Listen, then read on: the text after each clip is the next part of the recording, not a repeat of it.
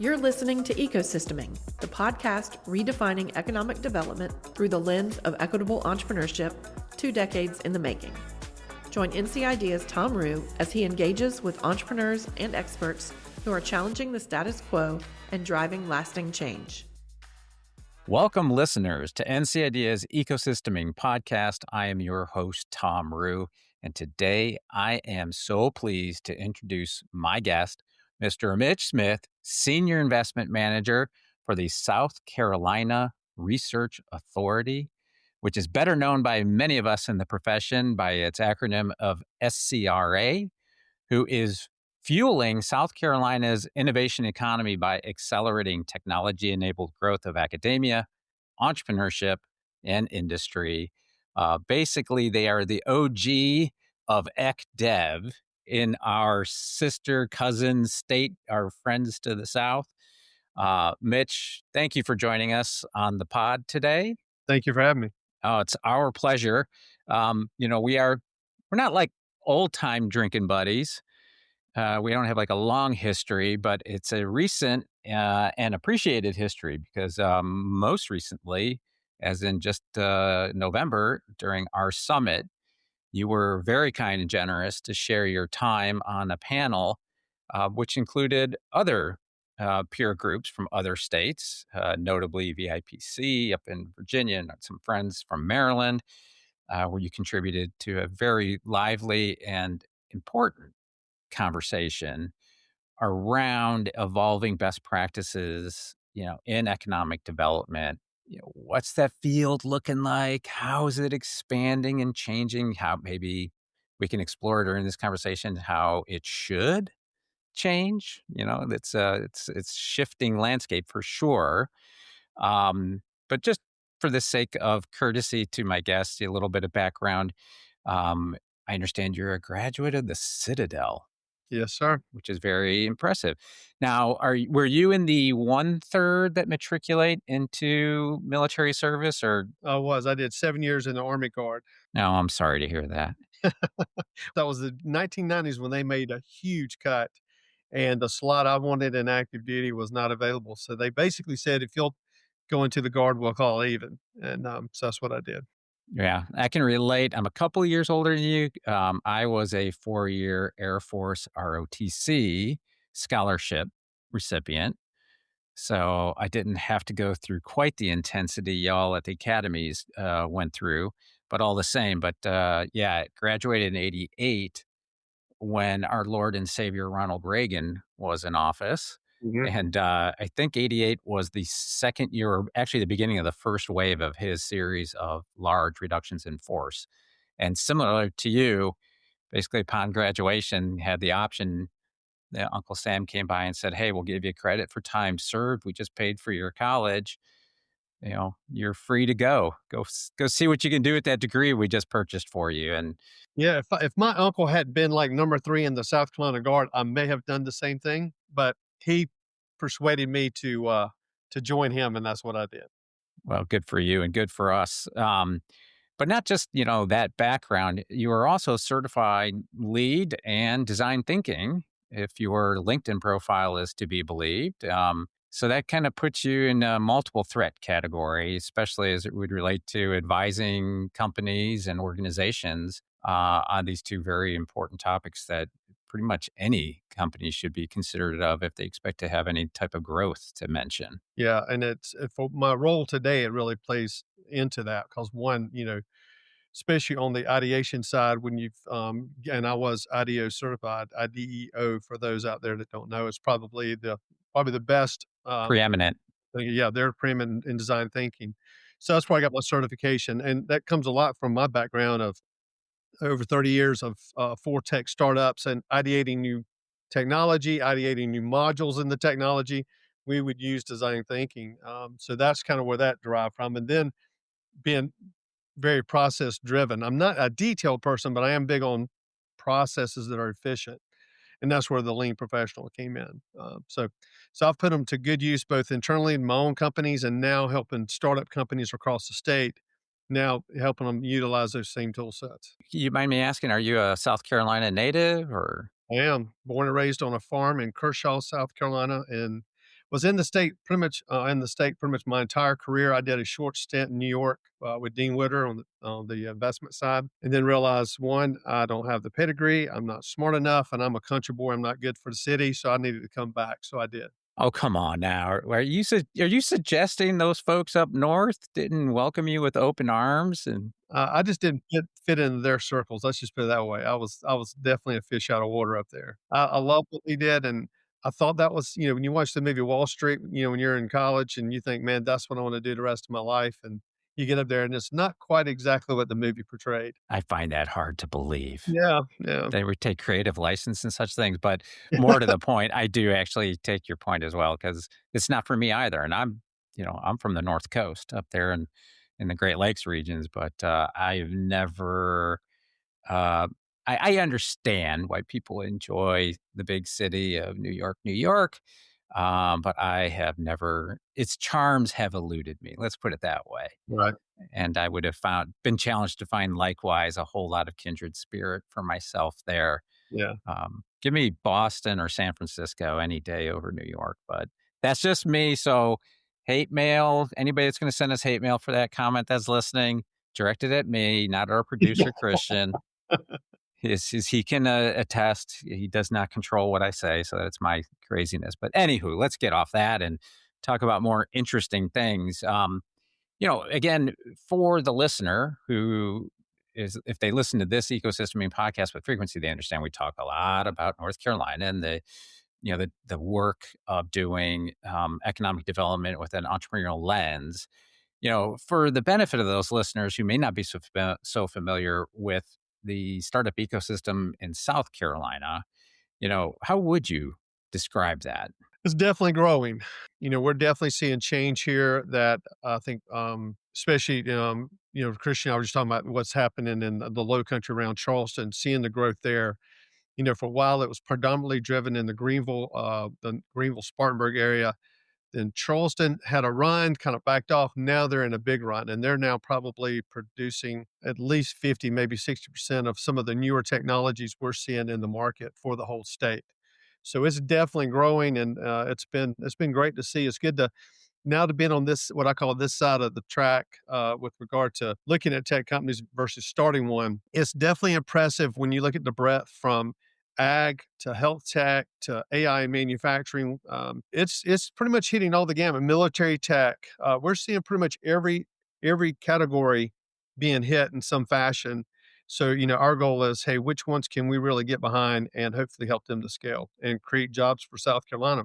And to your point, really put a pin on economic development that really hasn't been there in the past. We're not building buildings and we're not pouring concrete pads and trying to, all these other things. We're really focused on true workforce development.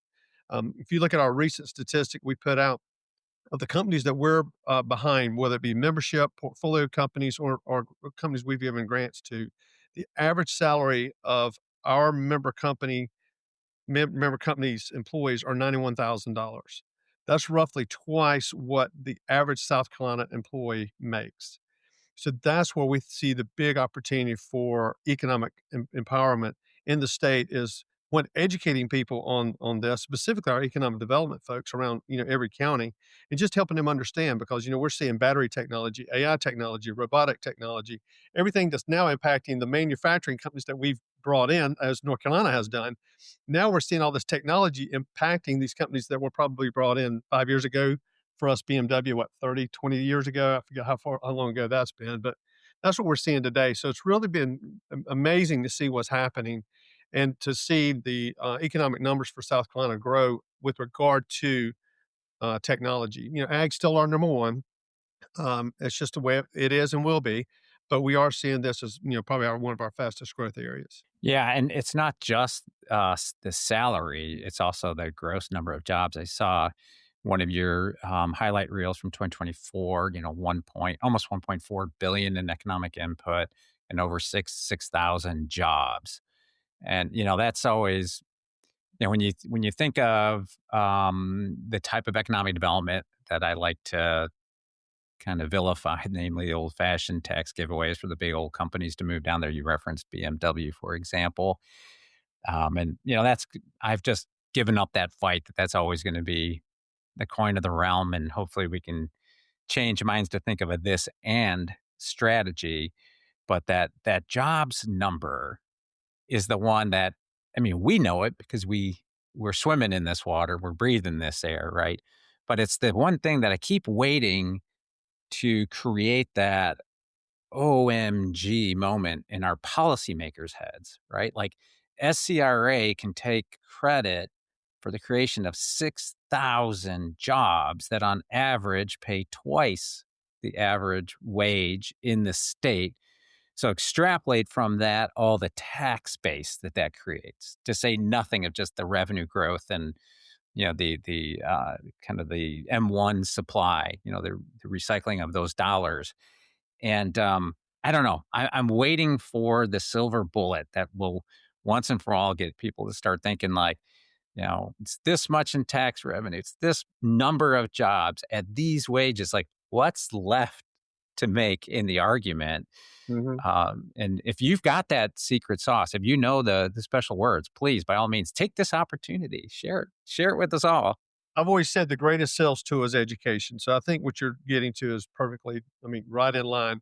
How do we educate not only our state leaders, but even our city and county leaders? Because we can drive, incentives for our businesses to locate, move, whatever, based on a county or even a city. So for them to recognize that, to your point, it's not just a manufacturing company that can bring some incentive to our state. So you take somewhere like Mount Pleasant, South Carolina, where the mayor there, Will Haney, is a good friend of mine.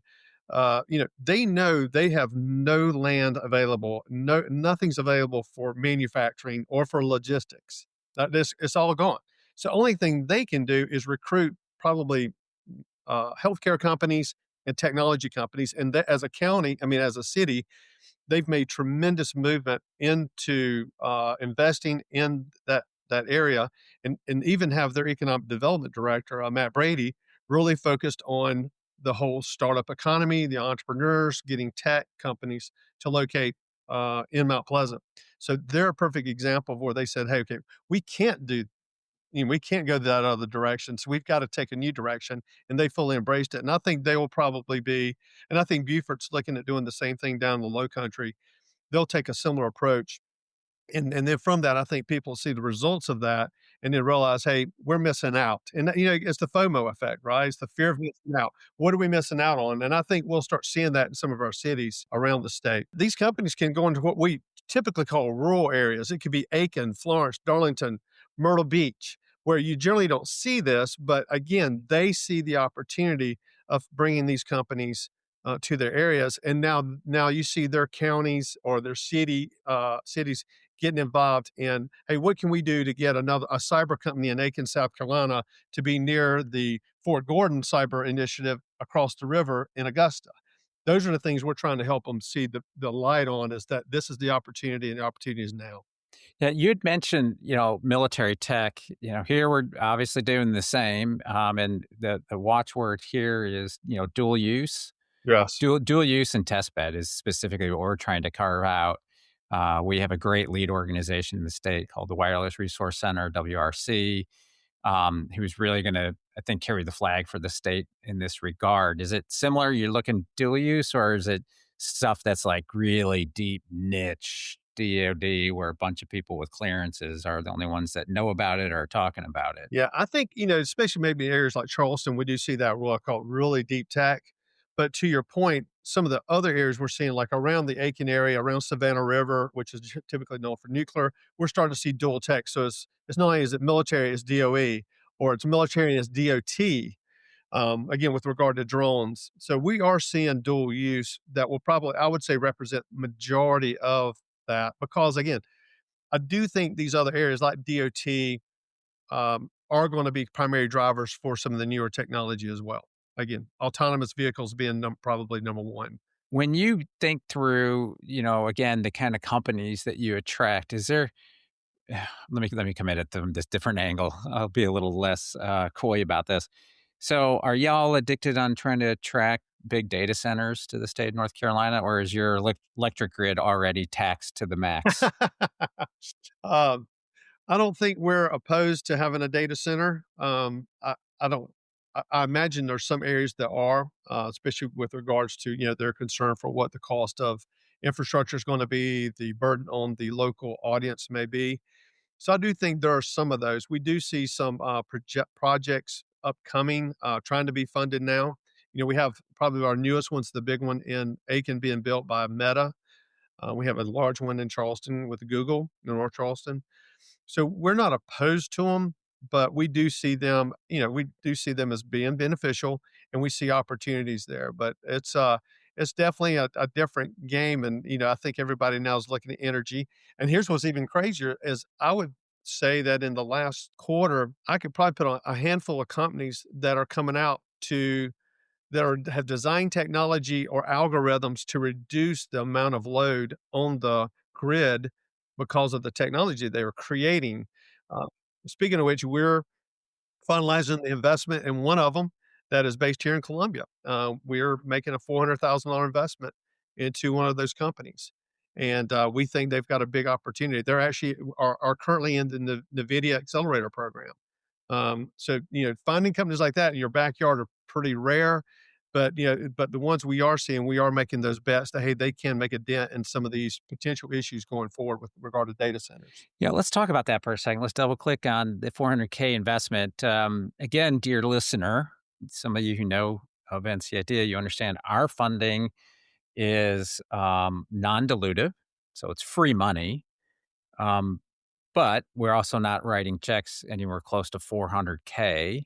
So, would you please explain the model, the financial model, and as the senior investment manager for SCRA, I'm sure this is definitely in your wheelhouse, Yes. so that we can share an alternative model for supporting these high potential, high growth startups. So basically, when we, I guess for better or lack of word, we find a company or they find us and they say, hey, we're developing a new tech of some type, and we understand SCRA can help us. So we start with what we call basically a membership, which is no charge. We validate what kind of technology is there a market, is it scalable, do we have the right leadership, all those things. Those are things we initially look at before we bring them into membership, because from them we start coaching, guiding them, mentoring them in many ways, giving them access to some resources that through our partners, through our partner network.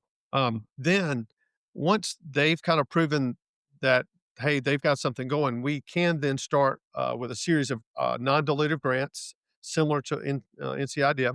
So we have a $25,000 startup grant, and that's generally very much in the very beginning. They may be near the completion of an MVP, a minimum viable product, or have one, and maybe in a pilot stage with some companies to validate that product. So we will give a $25,000 grant with milestones and timeline. So we do that. Once they've accomplished that, they're starting to gain some traction. Then we can come in with what we call an acceleration grant. That's $50,000 or up to $50,000. And that is truly to accelerate them. That's to help them with sales, marketing. And that's still non-dilutive? Totally non-dilutive. Our goal is to try and give them some runway to hopefully start building pipeline. That's really what it's about. And yeah, they may use that to build an API to a larger software application. They could use it for different things. Could use it to 3D print some models, whatever. So we do that as well. Once they've completed that one, and we don't necessarily have to go in this order, but this is a typical order. Then we have what's called our demonstration grants, which I believe regarding to getting back to the panel discussion.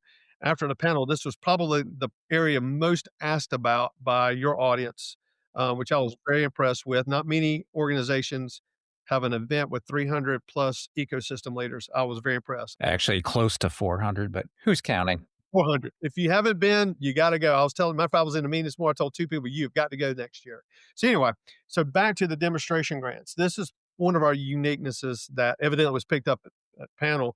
And to be honest, I've only been in this role for just under 2 years, so I don't know what every state does, and I'm learning. So evidently, this was a little unique. So what we do is we have a team called Customer Solutions, and their job is to make relationships in the industry across the state. And that does include the BMWs, the Rolls-Royces, the big banks, big insurance companies, could be anybody. So we build relationships, CEOs, CTOs, CFOs, whatever it may be. And so what we're meeting with them on, and the hope is that we can take a startup company that we're vetting on our SCRA side and connect them together to where they would be willing to do a paid pilot. And a typical paid pilot generally is between 25 to $100,000 on average. And in that pilot, so basically we're helping broker a contract, basically a short-term contract between one of our member companies and one of these big companies. And the idea is that this big company would test this product, validate it, give them some proof on it, help them understand how to make the product better, maybe license it, which is our goal. That in that we will put up, SRA will put up 50% of that contract. So let's just use 100,000. If it's $100,000 contract, SCRA will give our member company $50,000 non-dilutive money, and the company that we're doing the project with will commit up to $50,000 as well. Sometimes we allow them to give that as far as in like kind, like with labor and them giving the feedback and testing and creating an API integration, whatever it may be. But at least in worst case, 50% of that, so 25 of that is cash to our member company. So they get $75,000 generally in cash in those big contracts. And they go prove out their product. Again, milestones and deliverables are tracked just like any other grant. And our team, both somebody on my side, like on the investment side, and somebody on our customer solution side, are helping them mitigate that relationship. Make sure that they're well dressed. They know how to interact with a high level company, a BMW or Westinghouse or whoever it may be. So we're coaching on how to do the business and we help them with the contracts. They go deliver the product and that's a win-win. The hope is that when they exit that, they've got good feedback. They've got a case study to run with. They may even have a client. And I'll give you a perfect case scenario right now that we're working on. We have a company in Chapin, South Carolina called SharpVue, SHARPVUE. And they developed a very unique AI-driven, solar-based security platform that you put like in the middle of like a new construction, just so you can see, hey, who's on my property stealing my material, stealing copper or whatever it be. So they were really growing fast. We picked them up kind of in their growth phase, and then we worked with them with Mungo Homes, also based in Columbia. And Mungo Homes said, hey, we'll do a pilot with you. We'll commit to the 100,000. I think it was 15 units. And if this all works out, we'll commit to, and I think it was something like 150 units. So to give you an idea, they're currently finishing up that pilot right now, and that should turn into a $2 million annual recurring contract just with Mungo Homes. So a $100,000 grant turns into a $2 million annual recurring revenue. And here's the other thing. I think they've hired like 6 people in the last year with the grants and with the growth they're seeing. So being able to impact that, to see that kind of that's on the high end. That's probably one of our best success stories in school, the demo grant. But that just shows you that when you can get your industry partner and say, hey, I want to use your companies as a test bed for new technology, see if it helps us, like we're facilitating ag grants now with the Wells Fargo Foundation. And the whole thing is, hey, can you help a farmer increase production, increase their margin, whatever it be?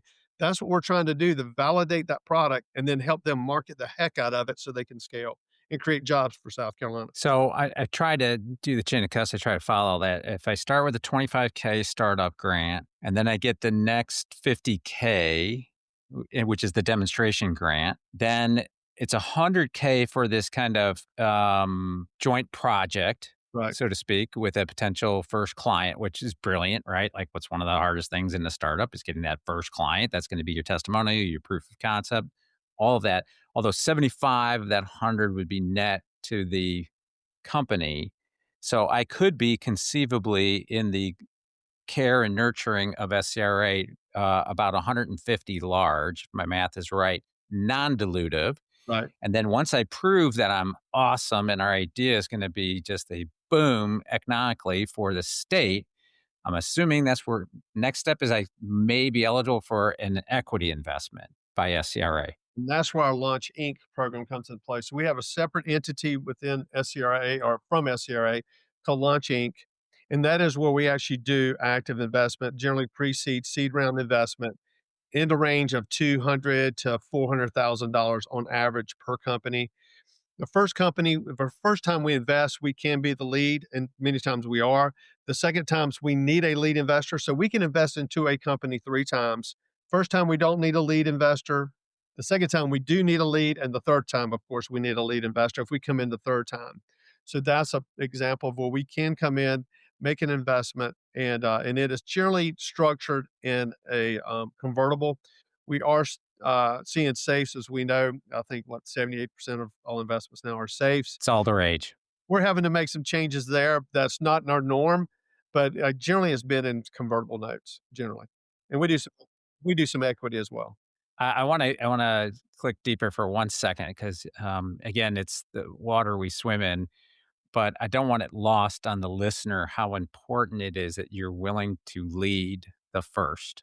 Yes. Because I will tell you, and I don't think North Carolina is unique in this. It seems to be a common challenge in ecosystems and for founders that I talk to all over the country. They'll do the circuit, right? All the usual suspects, the capital stack.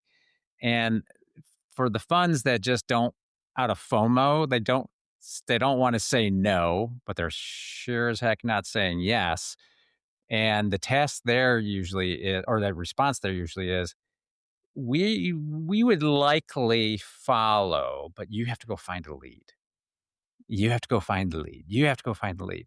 The old adage here is if I had a nickel for every time somebody said you have to go find the lead, I wouldn't need investors because I'd have a lot of nickels. And that's a common challenge founders face, like I said, throughout the country. Was that by design out of the gate, or was that something you all backed into as well? Like, did the program start as like, hey, we want to be a follow-on or a sidecar? Or did you say out of the gate, like, hey, this is a problem. We have recognized this problem in the marketplace, and so we want to be a lead solution to it. It was a problem recognized, and the people that were leading SCRA at the time, as well as our legislature and our governor, were behind it. And I tell you, it really, I don't know if it could happen today, but it happened. And that is, it's one of those genius things. I mean, as crazy as this sounds, and I don't have the charter here in my hand to look at everything about our charter, but basically the deal is this: we're not mandated for a return. Do we ask a company what their exit plan is? Absolutely. Do we force that? No. I mean, our again, we're not mandated to make any return off our investment. Our goal is to invest to create jobs for South Carolina. I got to interrupt you though for a second, because unless I was hallucinating, did you say the legislature and the governor's office was on board with this? So wait a minute, do you mean to imply, are you funded by the state? In some regards, we are. So how we're funded, we're very, very fortunate to have what we call an industry partnership fund.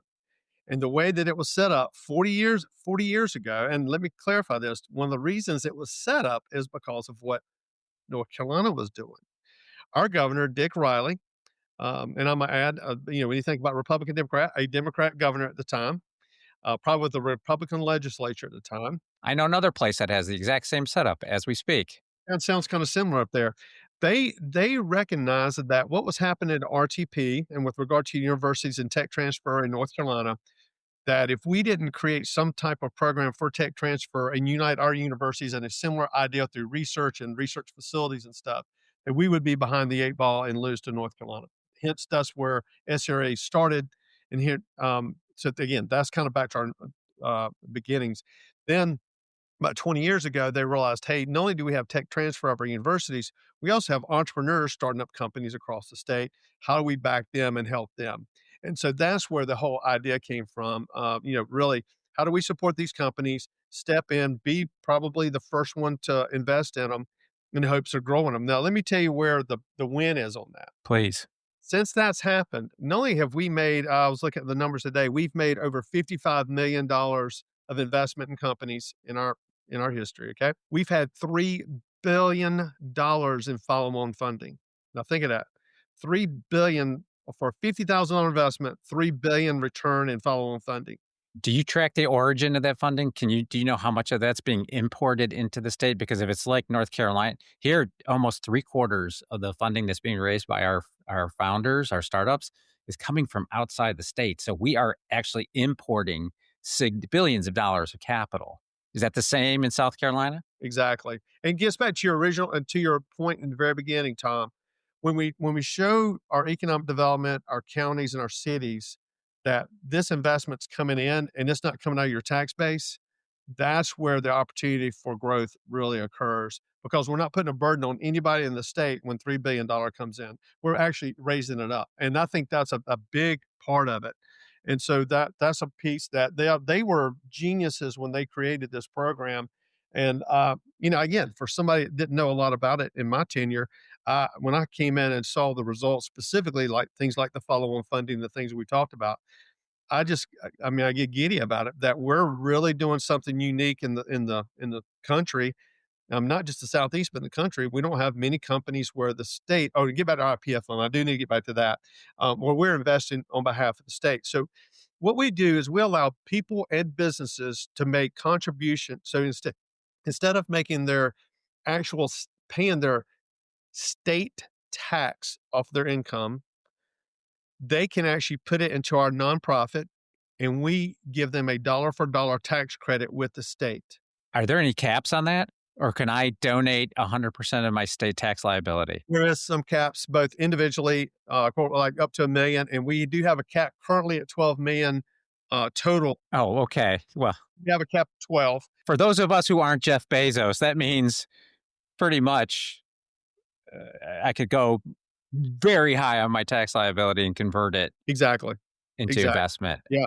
And so the cool thing about it, we can tell a company or an individual, hey, when you give that money to us, we've got the statistics. I mean, I told you we carry a brochure and we tell everybody these are our numbers right here.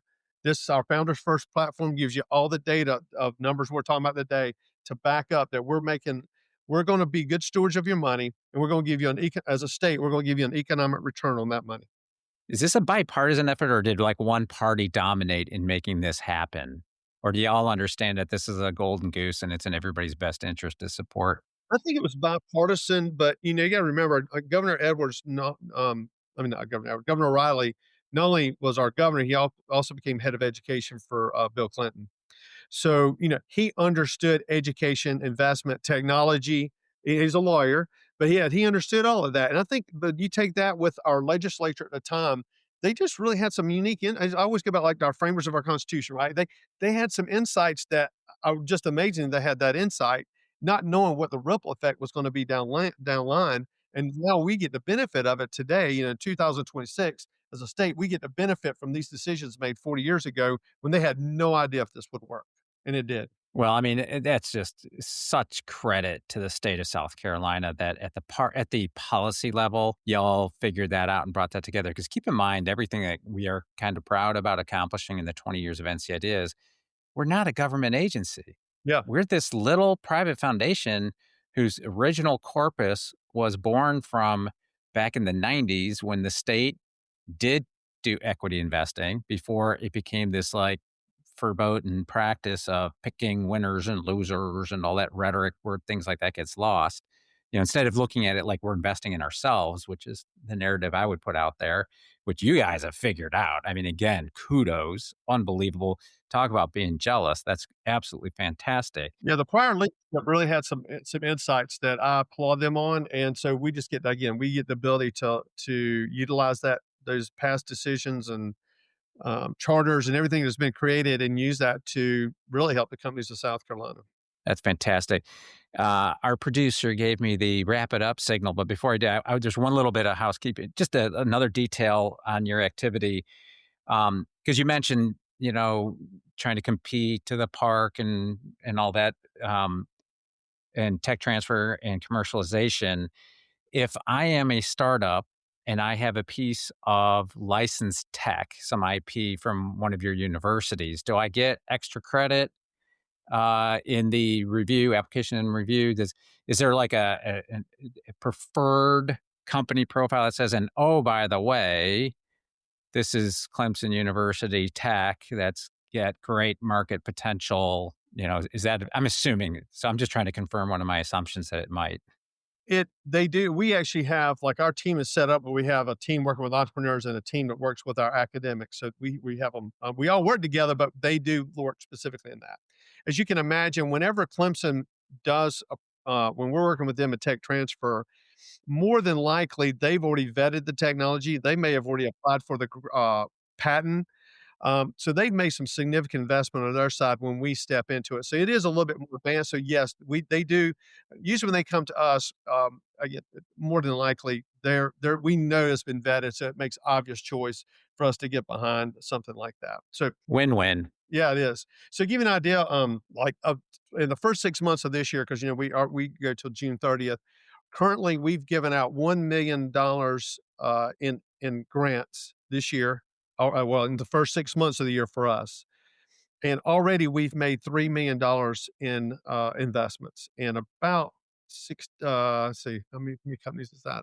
I think it's either 12 or 16 companies. What is SCRA's annual budget, if you can tell me? 16. 16 mil from the legislature every year. Well, I think we do the 12, and then we have some, again, we do have some resources that we're able to tap into because of we had companies that exited and, we utilize that money and reinvest it. So does the exited company, the amount of the exit for the carry for the state, does that just come back into your coffers and you have a plus up in your budget? We do. And so we utilize that money and go and reinvest it. So again, it's a constant, recycling of the state's money, and we're putting it to good use and creating more opportunity, more jobs, more companies. So, we're happy to be there. But the key for us is, we want to spur entrepreneurship. Hope we're trying to be a better evangelist to this, so that more companies realize, man, if I got this idea, I just need to give it a chance, and I got somebody that can help me back this. Right. That's where we want to give them, hey, there is a solution, there is a path to success. Let us help you. And if you look at our team, pretty much all of our team have been doing this for a while, whether it be they entrepreneurs like me or they've been doing this investment side. This is not a fly by night. I mean, most of our guys are very experienced, and most of our team, male and female, are very experienced, specifically on our tech transfer to our universities. They are amazingly experienced. I mean, they really have a lot of experience. So we think we create a very successful opportunity across the state for a startup company. You do. And in the wrap, let me just say how fortunate the state is for having SCRA. I will congratulate members of your legislature on both parties that continue to support the goose that's laying golden eggs. For policymakers in North Carolina that might be evaluating new ways of thinking about ECDev, may I suggest you need go no further than SCRA as an example. We can steal some of their best practices. Heck, you and I have been talking about even doing some border collaboration, whether Exactly. that's in the Fort Mills area or over down by the coast. And I hope that this is just the beginning of that conversation. Yeah, you and I have talked about this. Yes, can we win at the state? Probably. When you look at it on a nationwide basis compared to, say, Austin, California. I mean, yeah, when we operate as a region, we win. And we've talked about, where we can only invest in South Carolina companies, we can partner in programs with other states. So how do we partner together to create programming? So we're not duplicating our programs between our two states. Right. We're partnering to it, and then it makes it more attractive to other companies that say, "Hey, I want to relocate to the east. I want a better cost of living. I want a better life."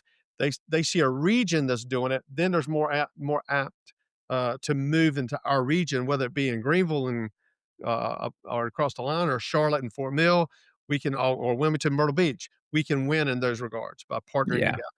Well, I'm looking forward to what we're going to do together. So my standard close for these is always asking like, "Hey, if you had to guess, how many connections do we have in common on LinkedIn?" Clearly we're both in a similar field, so you'd expect some. But this is a weird conundrum because I think this is the first for the many episodes we've already done of ecosysteming. Because, yeah, we've got 47 mutual connections, but you and I are still second level connections. Really? So, may I suggest after we hang up from this little episode, I'll be happy to send you the invite because I actually benefit more from the connection than you might.